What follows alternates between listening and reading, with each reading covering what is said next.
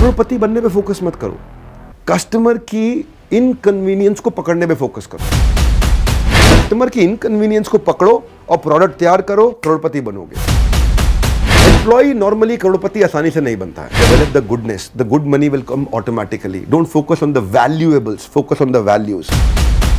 जब भी आप किसी वैल्यूएबल से अपनी हैप्पीनेस को जोड़ोगे, वो वैल्यूएबल आ जाएगा, लेकिन तब तक आप अगली वैल्यूएबल के पीछे भागने लग जाओगे।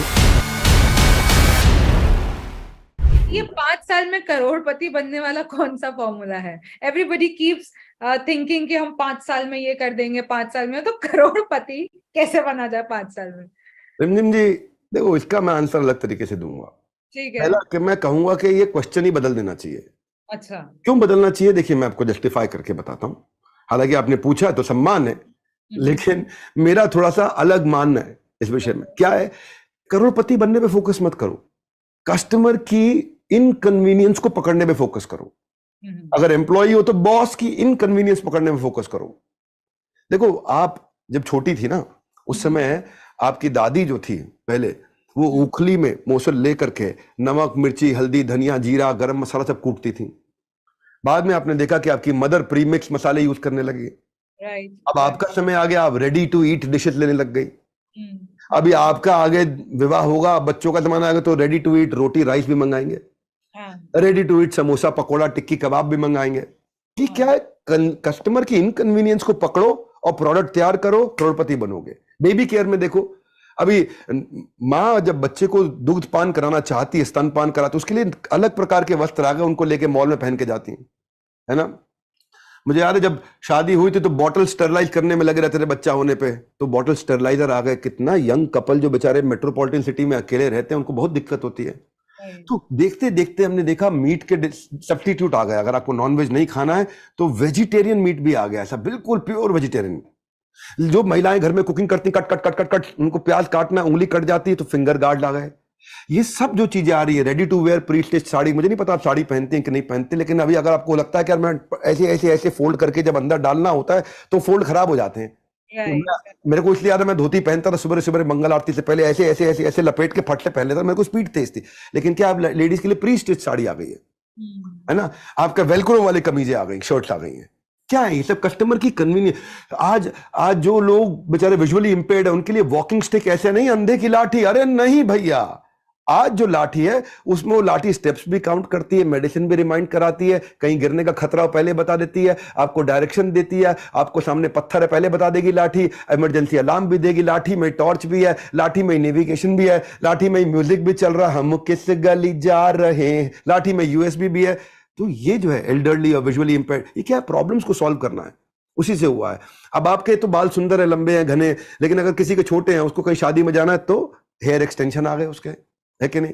तो ये जो है ना, करोड़पति बनने में मत लगो, ये प्रॉब्लम सॉल्व करने पे फोकस करो, है ना। कंज्यूमर की नीड्स को समझ के हाँ, अब देखो, इंश्योरेंस पहले भी बिक रही थी, पर कंफ्यूजन थी कौन सी लूं, तो पॉलिसी बाजार आ गया। होटल पहले भी थे, लेकिन कौन से में कमरा ठीक रेट पे मिलेगा, ट्रेवैगो आ गया। अब ये देखो ना कि भाई, मैंने चश्मा पहले भी बनता था, लेकिन अब घर पे आके बनता है, लेंसकार्ट आ गया। रियल एस्टेट पहले भी बिकता था, पर अब मोबाइल पे प्रॉपर्टी ढूंढ लेता हूं, मैजिक ब्रिक्स आ गया, है ना। स्किल्ड प्लम्बर होता है, कौन कारपेंटर होता है, मसाज करने वाला होता है, इलेक्ट्रिशियन होता है, एसी ठीक करनी, से पहले भी थे, लेकिन अर्बन कंपनी आ गई। तो इन सब ने आके कस्टमर की प्रॉब्लम को सॉल्व करी, इसको कन्वीनियंस दिया, कस्टमर पे करने को एक्स्ट्रा भी तैयार है, एक्स्ट्रा देगा आपको, आप करोड़पति 5 साल में बन जाएंगे।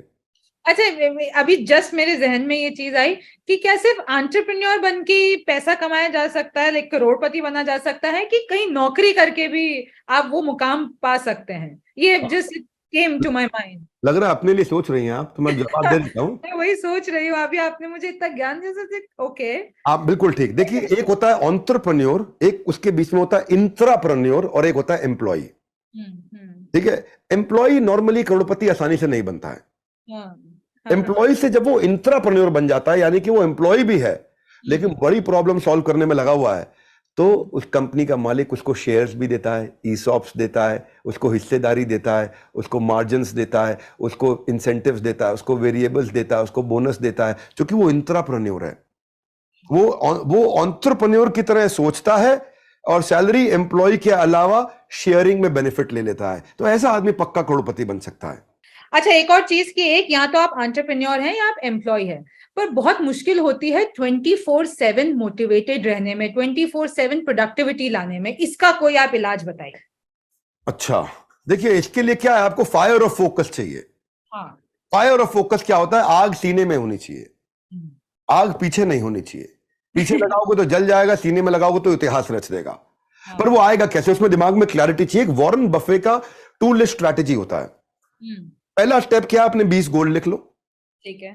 और दूसरा स्टेप क्या? उसमें से 15 डिलीट करके खाली 5 पे फोकस करो। ओके। तो जब आपने पहले 20 लिखे, तो सारे लिख दिए, उसमें से 15 को डिलीट करके 5 ही सिलेक्ट किए, तो ये है आपके लिए फोकस प्रोडक्टिविटी लाने का मंत्र। इसको एबीसी भी बोलते हैं। ये 5 करूंगा, और इन बाकी अगले 5 को मैं डेफर या डेलीगेट कर दूंगा, और बचे हुए 10 को मैं डिले और डिलीट कर दूंगा। Do defer delay. Do defer delay का मतलब क्या, या डू डेलीगेट डिले का मतलब क्या? ये मैं करूंगा, ये कराऊंगा, ये हटाऊंगा, ये करूंगा, ये कराऊंगा, ये हटाऊंगा। जो मैं करूंगा उससे फोकस आ गया, पूरा का पूरा प्रोडक्टिविटी आ गई पूरी की पूरी। इसको एमआईटी बोलते हैं, most important task. MIT, most important. सारे काम करूंगा ही नहीं मैं। आज मेरे साथ में एक कॉर्पोरेट वर्ल्ड के बहुत बड़े आदमी बैठे हुए थे दिन में, तो वो उनके साथ यही बात हो रही थी कि बहुत बड़ा ज्ञान ये होता है कि मुझे क्या नहीं करना। जब उसका ज्ञान आ जाता है उसको बहुत बड़ा ज्ञान बोलते हैं। मोस्ट इंपॉर्टेंट टास्क करना है, बाकी चीजें नहीं करनी है मुझको। आप जैसे एंटरप्रेन्योर है, कोई लीडर है, उसको भी थीम डे बना देना चाहिए। आज का दिन प्रोडक्ट डेवलपमेंट पे, आज का दिन मैं मंगल बुधवार मार्केटिंग सेल पे, वीरवार बिजनेस एक्सपेंशन पे काम करूंगा, शुक्रवार एचआर रिक्रूटमेंट पे काम करूंगा, शनिवार फाइनेंस एंड फीडबैक पे काम करूंगा, संडे को मैं छुट्टी करूंगा, फिर मंडे को मैं मैनेजमेंट रिलेटेड इशू और पेंडिंग इशू पे काम करूंगा। आप थीम बना लो एक दिन का, और हो सके तो मीटिंग को छोटी रखो, स्टैंड अप मीटिंग रखो। क्योंकि जब बैठोगे टेबल में, चाय कॉफी आएगी, नाश्ता आएगा, भैया चिप्स के साथ देख तो चटनी नहीं लाया है इस बार, तो उसमें 34% 40% टाइम जहां लग जाता है। खड़े खड़े मीटिंग कर लो, हाँ जी बताइए बताइए क्या चल रहा हो, वेरी गुड वेरी गुड, फट फट फट मीटिंग खत्म कर लिया, है कि नहीं? वो तेज होता है। और हो सके तो थोड़ा टेक्नोलॉजी ले आओ। टेक्नोलॉजी ले आओगे ना तो आपकी प्रोडक्टिविटी बढ़ी रहेगी। हाँ, डिसीजन ऑटोमेशन हो जाएंगे, है ना? सेल्स फोरकास्टिंग पे, बिलिंग पे, फाइल स्टोरेज पे, एचआर में तो अप्रेजल्स पे, डेटा एनालिसिस पे, ऑर्डर मैनेजमेंट पे, टैक्स मैनेजमेंट, इन सब पे टेक्नोलॉजी आती है, टेक्नोलॉजी मदद करती है।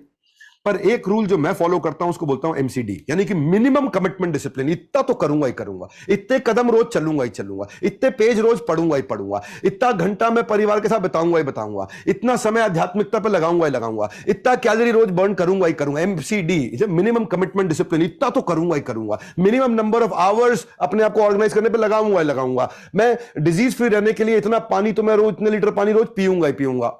इसको बोलते हैं एमसीडी। देखिए ऐसा है देवी जी, जब समय बीत जाता है तो लौट कर कभी नहीं आता है, और जो समय के साथ नहीं चलता उसके साथ भी कोई नहीं चलता। समय बीत जाने के बाद अगर कदर की जाए तो उसको फिर अफसोस कहा जाता है। ये इसी से ये क्लियर हो गया कि अगर जब तक कंसिस्टेंसी नहीं आएगी आपके विचारों में और आपके गोल्स में, आई थिंक यू शुड, आप ये नहीं कर पाएंगे। और दूसरा है कि लोग खुश भी नहीं रह पाते हैं। लोग कहते हैं कि वो 24 घंटा में कैसे खुश रह सकूं, कभी दुखी हो जाएंगे कभी इस बात से। तो इसका भी कोई इलाज बता दीजिए। मोटिवेटेड तो आपने बता ही दिया। हाँ, कई लोग में सेमिनार करते हैं ना, कुछ एक दो आदमी ऐसे होते हैं जो पूरा प्रोग्राम में हंसते नहीं है। उनसे पूछो तुम क्यों नहीं हंस रहे, बोले बाजू वाले को पता लग जाएगा मेरे को अच्छा लग रहा है।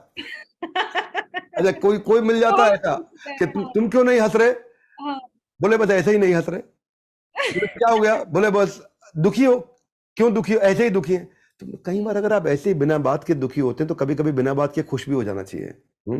देखिए मेरा मानना यह है कि develop the goodness, the good money will come automatically. Don't focus on the valuables, focus on the values. Valuables will come automatically.